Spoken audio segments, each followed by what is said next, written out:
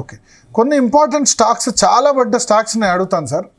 వాటి లెవెల్ చెప్పండి, అంటే ఏ లెవెల్లో బై చేయాలి చెప్పండి. ఫస్ట్ రిలయన్స్ అందరి దగ్గర ఉండేది రిలయన్స్ పడుతూనే ఉంది 6 నెలల నుంచి. రిలయన్స్ ఎక్కడ 3,000, అంటే అప్పుడు స్ప్లిట్ కాకముందు 3,200 ఉండేది, అంటే 1,600 నుంచి పడుతూ వచ్చి 1,200. రిలయన్స్ వచ్చి ఈ రోజు 1,226 ఉంది.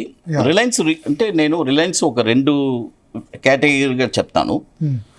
ఇయర్లీ వచ్చి సపోజ్ ఎంట్రీ మొన్న కూడా చెప్పాను, 1320 పైన క్లోజ్ అయితే ఒక రోజు, ఈ ఇయర్ వచ్చి రిలయన్స్ వచ్చి 1437, 1496, 1593 దాకా వెళ్ళడానికి అవకాశం ఉంది. ఫైనల్ రేట్ 1320 పైన క్లోజ్ ఒక రోజు క్లోజ్ అవ్వాలి, ఐ బ్రేక్ అవ్వాలి.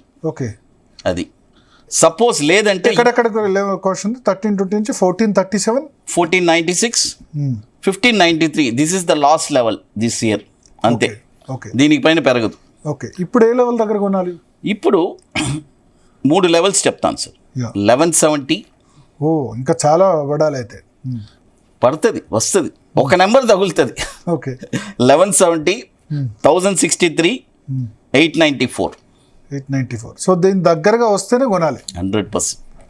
అప్పటి వరకు కొనొద్దు, యావరేజ్ చేయాలని ప్రయత్నం చేయొద్దు, చేయకూడదు. బట్ రిలయన్స్ పెరుగుతేనే కదా స్టాక్ మార్కెట్ పెరిగేది. సో ఇది రిలయన్స్ 1170 పడ్డదంటే ఇంకా మన లెవెల్స్కి వచ్చేస్తాయి కదా. ఓకే, ఇప్పుడు మొన్న 1198 దాకా వచ్చింది లోయెస్ట్ సార్. 1170కి వస్తే అక్కడి నుంచి మళ్ళీ బంప్ అవుద్ది. ఓకే, కొన్ని రోజులు అక్కడి నుంచి అలా సస్టైన్ అవుద్ది. అక్కడి ఇవన్నీ నేను చెప్పే పాయింట్స్ ఏంటంటే కమింగ్ డేస్లో, కమింగ్ బుల్ మార్కెట్లో ఈ నెంబర్స్లో నేను కొనలేదు అని బాధపడతారు కదా, వాళ్ళ కోసం మనం. సో 1170, 1063, 894 ఈ 3 లెవెల్స్లోనే రిలయన్స్ కొనాలి. ఓకే.